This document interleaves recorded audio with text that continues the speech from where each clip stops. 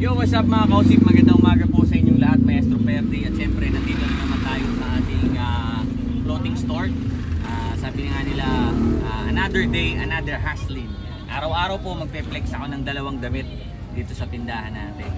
So ito yung una sa mga napili ko, tattoo is not a crime. Ayan po yung panglikod. At ito naman po yung pangharap. Ito naman po yung pangalawa. Sabi ko nga everyday, dalawang design ipe-flex natin. So ito naman po yung isa. Diamond po ang code nito.